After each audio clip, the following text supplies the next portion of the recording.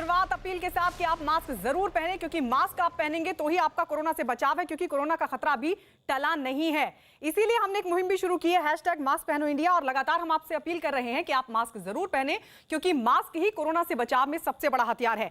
और आइए शुरुआत करते हैं इस वक्त की बड़ी खबर के साथ। ये बड़ी खबर गुजरात से मिल रही है। गुजरात के सूरत से आ रही बड़ी खबर के मुताबिक शिक्षा समिति के चुनाव के दौरान गुटों में विवाद हाथापाई तक जा पहुंचा। बाद में पुलिस के दखल के बाद मामला शांत कराया गया। तो ये बड़ी खबर इस वक्त की गुजरात के सूरत से, जहां शिक्षा समिति के चुनाव के दौरान गुटों में हुआ विवाद और यह विवाद हाथापाई तक जा पहुंचा। जनक दवे हमारे सहयोगी जुड़ गए हैं ज्यादा जानकारी के साथ। जनक, क्या ये पूरा मामला? दरअसल देखिए गायत्री, ये सूरत नगर निगम की ओर से जो शिक्षा समिति होती है उसका चुनाव था, जो 15 सीटें होती है जिसमें 3 सरकारी अधिकारी के तौर पे नियुक्ति की जाती है, जबकि 12 जो सीटें उस पर चुनाव हो रहे थे, जिसमें 4 पहले से बीजेपी के पास थे और 8 सीटों पे वोट डाले जा रहे थे। और उसमें 7 पर बीजेपी ने अपने उम्मीदवार खड़े किए थे, जबकि 2 पर आम आदमी पार्टी ने अपने उम्मीदवार खड़े किए थे। जो वोट देने की संख्या थी वो हर एक पार्षद को 8 वोट देने थे, क्योंकि 8 सीटों के लिए चुनाव होने थे। तो ऐसे में 16 वोट पड़ने का मामला जब सामने आया तो आम आदमी पार्टी ने बीजेपी पर धांधली का आरोप लगाया और वहीं से किस्सा शुरू हुआ और फिर जाके मामला यहाँ तक पहुंच गया कि पार्षद हैं वो आम आदमी पार्टी और बीजेपी के, वो आमने सामने आ गए और एक दूसरे पर हाथापाई पर आ गए। और फिर कैसे जनक मामले को सुलझाया गया? उसके बाद पुलिस को बुलाया गया और पुलिस दरअसल सार्जेंट होते हैं वहां पर, और पुलिस के आने के बाद जो भी आम आदमी पार्टी के जो कार्यकर्ता थे उनको पकड़ के सदन से बाहर निकाला गया और तब जाके मामला शांत हुआ है। जी, तो ये 2 तस्वीरें अपने दर्शकों को दिखा दें कि किस तरीके से ये पूरा विवाद हुआ। दरअसल हाथापाई तक इस पूरे विवाद की नौबत आ पहुंची और उसके बाद पुलिस को बुलाया गया। पुलिस के दखल के बाद ही इस पूरे मामले को शांत करवाया गया। जनक लगातार हमारे साथ बने हुए हैं। जनक, जरा ये बताइए कि कुछ और जानकारी इस पूरे मामले पर मिल पा रही है?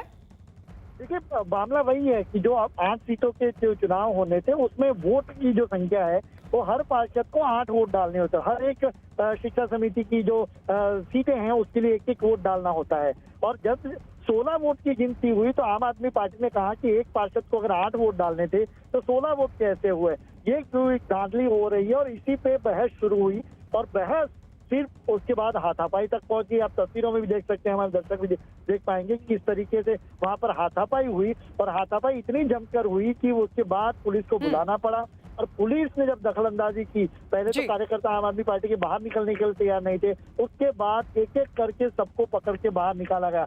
जो भी वहां पर उसने बवाल काटा उन सभी को, चाहे वो बीजेपी का हो चाहे आम आदमी पार्टी का, सभी को शुक्रिया जनक इस तमाम जानकारी के लिए। तो शिक्षा समिति के चुनाव में पूरा हंगामा हुआ, जहां बीजेपी और आप के पार्षद आपस में भिड़ गए थे।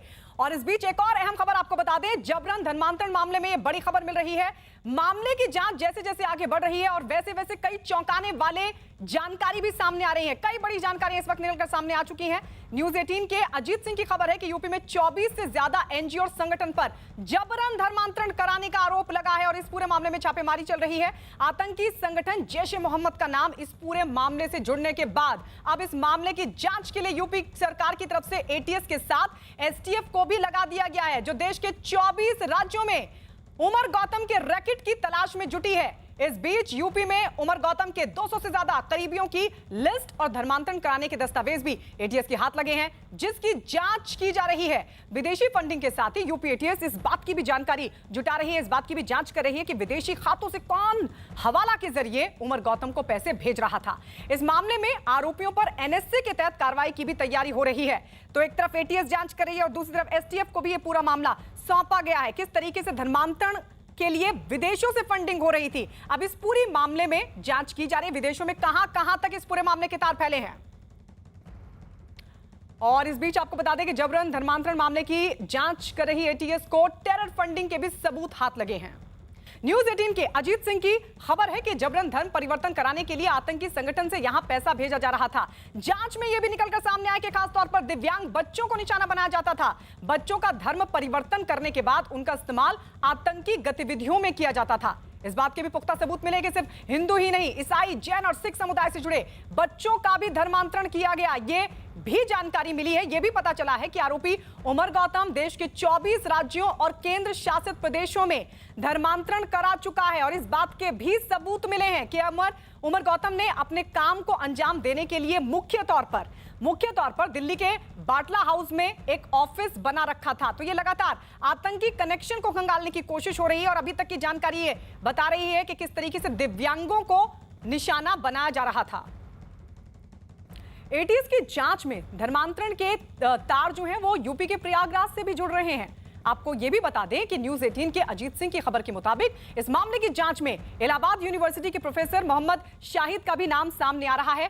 आरोप यह है कि कानपुर की रहने वाली ऋचा का प्रोफेसर मोहम्मद शाहिद ने धर्मांतरण कराया और उसके बाद ऋचा माहीन अली बन गई। और यह भी जानकारी हाथ लगी है कि पिछले साल इंडोनेशिया से आए तबलीगी जमात के लोगों को मस्जिद में ठहराने और उनकी जानकारी छिपाने के लिए आरोपी प्रोफेसर मोहम्मद शाहिद को जेल भेजा गया था, जो फिलहाल जमानत पर बाहर है।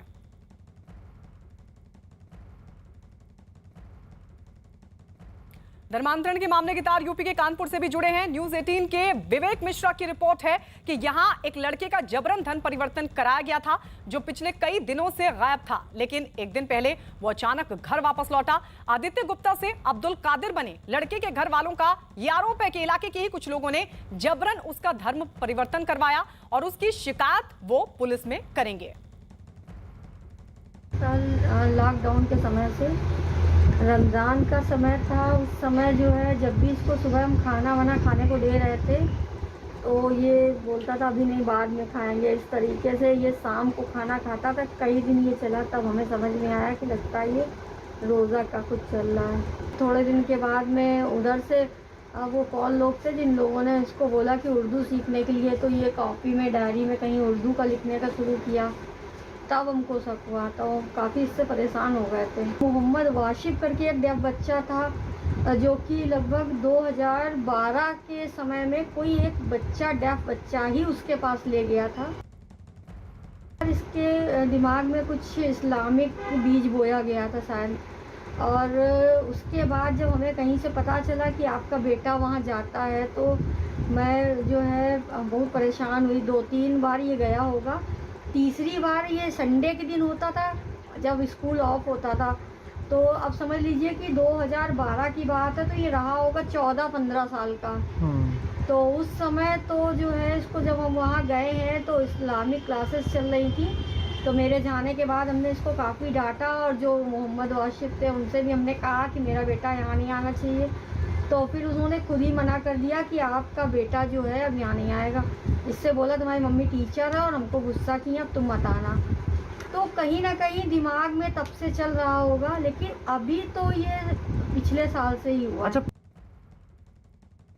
हम लोगों को ऐसे समझ में आ रहा ना कि जो बच्चा अपनी फैमिली से इतना अटैच था, सब कुछ था, उसके बावजूद ये बच्चा ऐसे भटक गया कि हम लोगों की बात सुनना बंद कर दिया, पूजा पाठ बंद कर दिया, हम लोगों से लड़ने को तैयार हो जाता था। हमेशा बोलता था कि जो है ये सब बेकार है, ये मूर्तियाँ यहाँ से हटा दो, फेंक दो। तो ये ऐसा तो कोई नॉर्मल व्यक्ति नहीं करेगा ना। जब उसका ब्रेन वॉश किया जाएगा, उसको जो हमारी बात नहीं समझ में आ रही, वो हमारे बस में नहीं रहा। यूपी के शाहजहांपुर में एक लड़की के धर्म परिवर्तन मामले में नया मोड़ आ गया है। न्यूज 18 के दीप श्रीवास्तव की खबर यह है कि लड़की ने नौकरी पाने के लिए अपना धर्म परिवर्तन करवाया था। बताया गया कि एक महिला के संपर्क में आने के बाद लड़की ने अपना धर्म परिवर्तन कराया था। यह भी जानकारी हाथ लगी है कि दुबई एयरपोर्ट पर नौकरी करने के लिए लड़की को ऐसा करना पड़ा था। वहीं अब लड़की के पिता ने दोबारा हिंदू धर्म में बेटी का नाम दाखिल कराने के लिए प्रक्रिया शुरू कर दी है। यहाँ पे मैं काफ़ी टाइम से जॉब कर रही थी, तो यहाँ पे बहुत मेहनत है और इतना टाइम लगता है, इतनी सैलरी भी नहीं है। तो वहाँ मेहनत तो देखिए हर जगह है, ठीक है, लेकिन वहाँ पे अगर मैं अपना रिलीजन चेंज करके जाऊँगी तो वहाँ की जो लोग हैं, जो बेनिफिट्स उनको मिलते हैं वो मुझको भी मिलेंगे। करियर अच्छा बनाने के लिए हम कोई चीज़ चेंज करते हैं तो वो मैटर नहीं करती। मेन चीज़ ये है कि अगर आप अच्छे इंसान हो तो वो सबसे बड़ा धर्म होता है। ये चीज़ें इतना मैटर नहीं करती हैं। और आपको भी पता है कि अगर किसी के पास पैसे ना हो, आज के टाइम में पैसा हर किसी के लिए जरूरी है, पैसे नहीं हो तो वो कितनी प्रॉब्लम्स फेस करता है। शाहजहांपुर में कोई इस तरह की कोई बात संज्ञान में नहीं आई है कि कहीं कोई इस तरह गतिविधियां हो जिसमें जबरदस्ती धर्म परिवर्तन कराया जा रहा हो। जहां तक अभी हाल में कुछ चैनल्स पे कुछ खबरें प्रकाश में आई थी, उसमें एक तिलहर का एक प्रकरण है जिसमें उनके महिला के फादर से बात हुई है और उनके द्वारा ये बताया गया कि केवल नौकरी पाने के उद्देश्य से उसके द्वारा एक ऐसा प्रमाण पत्र बनवा लिया गया था जिसको वो सरेंडर भी कर रही हैं। उल्लेखनीय है कि गत माह ही उस महिला का विवाह भी हुआ है और सजातीय व्यक्ति से ही, पुरुष से ही उसका विवाह हुआ है और इसमें कहीं कोई धर्म इत्यादि परिवर्तन की कोई बात नहीं है। और इस पूरे मामले में यूपी सरकार में मंत्री मोहसिन रजा क्या कह रहे हैं, जरा सुनिए। साजिश है हमारे देश के खिलाफ, हमारे देश में एक माहौल खराब करने की, और ये साजिश उन लोगों के दौर में शुरू हुई थी जो लोग आज हाशिए पर पड़े हैं। इसमें कांग्रेस है, उत्तर प्रदेश में समाजवादी पार्टी की सरकार थी। इन सब के दौर में धर्मांतरण को लेकर इस तरह के लोग उगे थे और जिसमें जाकिर नाइक भगोड़ा भागा हुआ है, उसको लाने के लिए एजेंसियां हमारी लगातार प्रयासरत हैं। और उत्तर प्रदेश में आदरणीय योगी जी के नेतृत्व की सरकार है।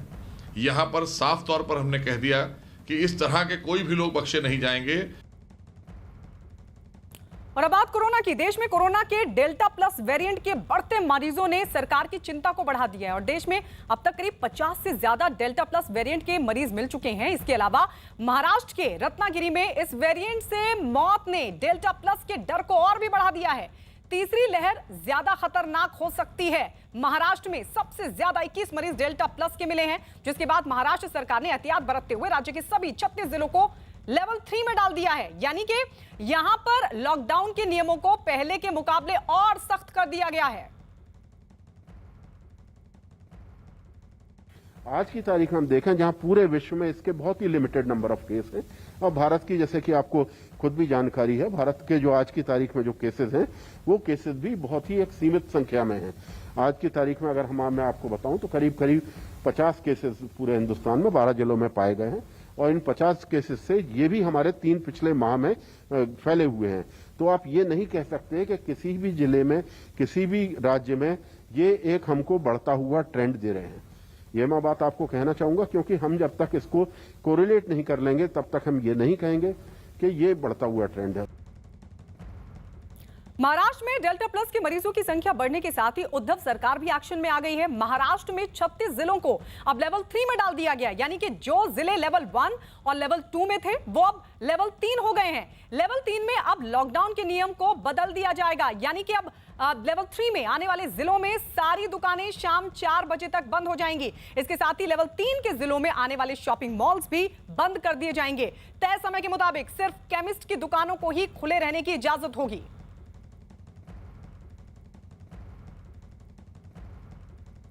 देश में लगातार डेल्टा प्लस के मरीज बढ़ रहे हैं और देश के 12 राज्यों में कोरोना के डेल्टा वेरिएंट के करीब 50 मरीज अब तक सामने आ चुके हैं और इस लिस्ट में सबसे ज्यादा 21 मरीज महाराष्ट्र में मिले हैं। इसके अलावा तमिलनाडु में 9, मध्य प्रदेश में 7 मरीज मिले हैं जिनमें डेल्टा प्लस वेरिएंट मिले हैं। केरल में 3 और पंजाब और गुजरात में डेल्टा प्लस के 2 मरीज सामने आए। इसके अलावा ओडिशा, राजस्थान, जम्मू और कर्नाटक में 1 मरीज सामने आए। जानकार ये मान रहे हैं कि तीसरी लहर आई तो डेल्टा वेरिएंट खतरनाक रूप ले सकता है। तो डेल्टा प्लस के लगातार मरीज बढ़ रहे हैं। इससे पहले 6 से 7 मरीज जब सामने आए थे तब ये कहा गया था सरकार की तरफ से, एक्सपर्ट्स की तरफ से, कि ये अभी वेरिएंट ऑफ इंटरेस्ट है, चिंता की बात नहीं है, लेकिन अब लगातार मामले बढ़ रहे हैं।